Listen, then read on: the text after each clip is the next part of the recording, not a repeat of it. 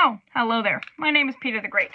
The scientific revolution was having effects all over Europe, focused on the natural world and the development of the scientific method, marked by advancements in astronomy, physics, biology, and chemistry.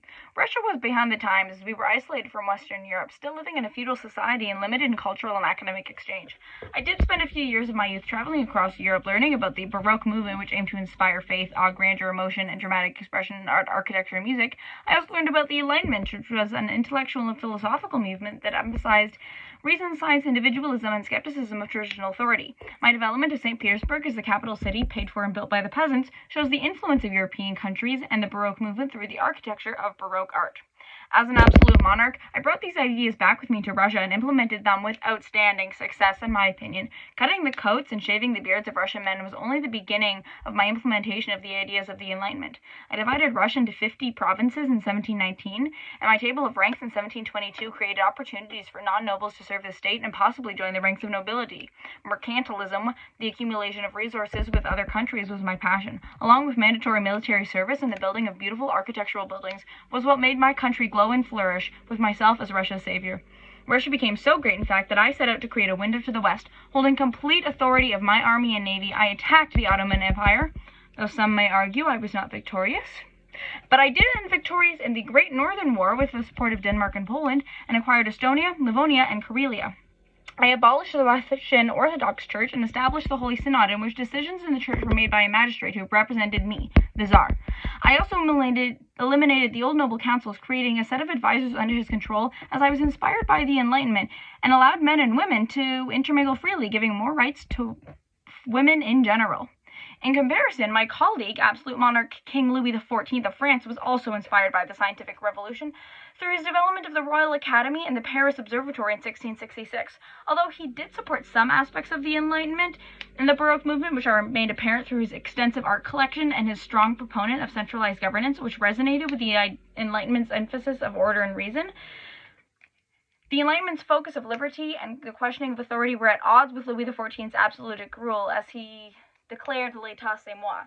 Also, he maintained a strict control over religious practices, enforcing Catholic orthodoxy and revoking the Edict of Nantes in 1685, which contradicted emerging ideas of religious tolerance. When it came to foreign policies, France partook in the War of the Spanish Succession, which only ensured that Louis's grandson, Philip V, remained King of Spain, preserving the Bourbon dynasty's foothold on the Spanish throne, but became very limited in territory gain. France also partook in the War of Devolution, the Franco-Dutch War, and the War of the League of Augsburg, which France lost.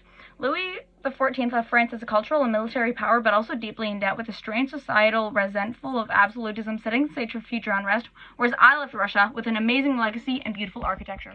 I am Napoleon Bonaparte, Corsican-born and Corsican-proud, but eventually was forced on to take the title of French after France invaded and prevailed over Corsica in 1768 under Louis XV. Attending and excelling at prestigious French schools, I earned a place at the Paris Military Academy, where I was trained as an artillery officer. Merit, not noble lineage, would define my path. Due to Louis XIV's failure to implement the ideas of the Enlightenment into France, as he was so concerned with maintaining his absolute power, the Ancien regime was still making up French culture, a feudalistic society which supported only the monarchy and upper classes, especially during the reign of Louis XVI, which created difficult living conditions for peasants, minor nobility like myself, and even for the higher estates. Louis XVI did not support the ideas of the Enlightenment, leading to discontent with the outdated political ideas. On top of this, living conditions, considering the financial and economic challenges facing our country, led to further discontent, especially from the poor, tax-burdened Third Estate. The revolution broke out in France when I was still a young officer, in which I quickly learned to navigate the treacherous waters of revolutionary politics. I joined the Jacobins, in which we took Louis XVI into custody.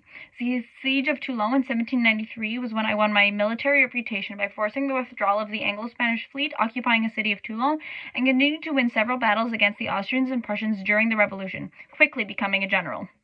Throughout the termination of the Bourbon monarchy through the execution of Louis XVI and Marie Antoinette, the Reign of Terror, and life under Robespierre, I paid attention to the desires of the people and how to accomplish this in a place of power. After the fall of Robespierre and the Jacobins, due to being too radical by the Thermidorian reaction, in July of 1794, also led to the collapse of revolutionary fervor. The Directory, a post-revolutionary government, was developed in 1795 to prevent the return of monarchy or radical republicanism and restore order in a deeply divided and unstable France. Focusing on economic reforms, military reliance, and to secure revenue and repression of dissent, the Directory struggled with political instability, economic hardship, and corruption. From 1796 to 97, I conquered most of northern Italy for France.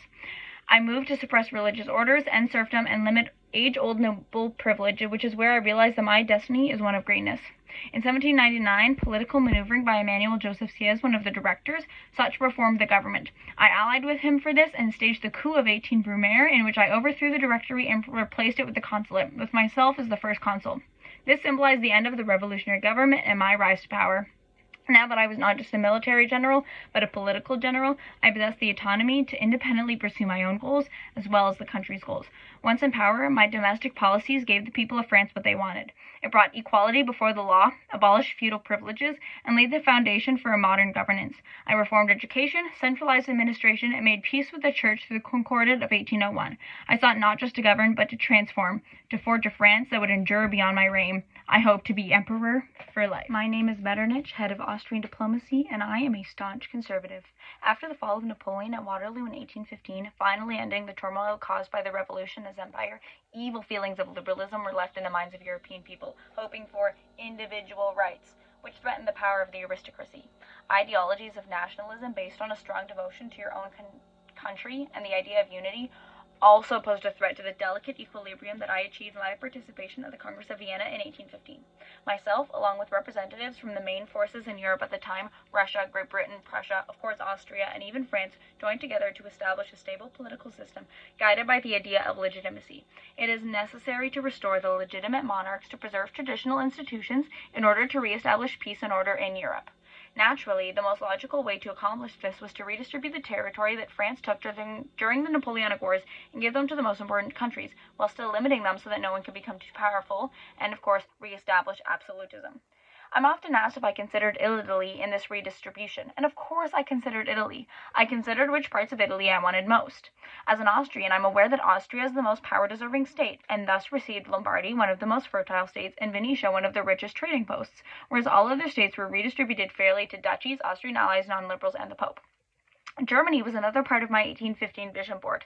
The Congress of Vienna did great things for Germany. I established the German Confederation, the Bundestag, which formed a loose association of the 39 German states under the presidency of Austria. The Bundestag could make peace agreements in order to protect the Confederation, but the states had control over their own military and their own diplomats. Some would say that little was ever achieved, and they would be correct, as any decisions had to be unanimous. You may be asking yourself right now why a genius like me would implement something so ineffective. Well, it was effective, but not in the way you're thinking. As we all know, I am a staunch conservative, and in an environment of those pesky nationalistic and liberalistic ideas, the Bundestag ensured the dominance of conservative monarchies and the absence of democratic or federal principles. Individual rights, parliamentary governance, and national unity were sidelined in favor of maintaining the status quo. Any attempts at German unification or liberal reforms were squashed. This, however, did not last forever. The Vaumourez period from 1815 to 1848 saw growing discontent with the conservative order established at Vienna. Nationalism and liberalism became significant ideological forces during this time, although they were often suppressed by conservative regimes. Many Germans were inspired by the idea of a unified nation-state. So I established the Carlsbad Decree of 1819, which established a police-state regime of surveillance and repression designed to keep a tight lid on any opposition or activity. Press censorship, surveillance, and arrests were all common tools used at this time to stifle dissent. Unfortunately for me, the suppression of the nationalism and liberalism during the Vaumourez period and the frustration with conservative dominance combined with economic hardships and ideological movements laid the groundwork for the revolutions in 1848. Now it's Evelyn for my personal sign-off. I think the most interesting part of the entire course was the unit on the French Revolution, just because my extended essay was also on the French Revolution, so I was able to make a lot of connections with my extended essay. So, since this was something I'd already done a lot of thinking about when I was hearing other people's thoughts about it in class, it was kind of interesting to see their different takes on things that I've already read about and I've already thought about. And I was able to, share a different perspective, one that's been thought about more in class, which was interesting. I think the affair of the diamond necklace, of course, was very much so the most interesting event for me as a historian, just because it it fascinated me, it struck my interest, and it got me excited to read more about the event, and then that led to further discovery. Um, and I think there's value in being interested in history and being interested in what you're studying. But I think something that I found was most impactful or most significant as a historian from this semester in history would be the Enlightenment, or even taking it back further to the scientific revolution, because it kind of like blended into the Enlightenment a little bit. Um, just because of the lead up and the impact that the Enlightenment had on everything else that we studied, like Louis the 14th, Peter the Great, the Enlightened despots, Catherine, Frederick, and Joseph.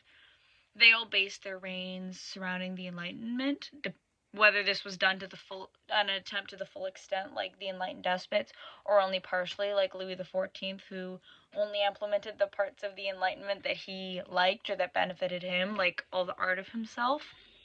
And then, so that connects to Enlightenment and absolutism. But then you look at French Revolution, and that happened because France was not enlightened because of how Louis XIV didn't implement the Enlightenment fully. And then, that caused people to run revolt because living conditions weren't right. Everything was based off of the feudalistic society and feeding into the upper classes and stuff. So we see all the impacts of the lack of the Enlightenment for the French Revolution. And then we see how that French Revolution inspired other places who too were not fully enlightened to the extent that they wanted in Germany and Italy, who were not united yet. And they were inspired by this revolutionary fervor that just happened, all these revolutionary and liberal ideas that happened. It was really like a domino effect that happened, Enlightenment, French Revolution, basically everything that followed. And I'm sure there are like other domino effects that were happening at the same time, or just not as connected to this story that we've been following, basically. Because it kind of is a story that we followed this semester. I'm sure there are other series that happened because the Enlightenment was such a big thing. It happened all over Europe, not just in this tiny little section that we've been looking at. And it was such a widespread movement, that it went even beyond that. We see the impact of the Enlightenment here in North America. So I think like we've studied this one little story, and I know there's so much more. I definitely learned a lot about history this semester, how to study history, and about myself.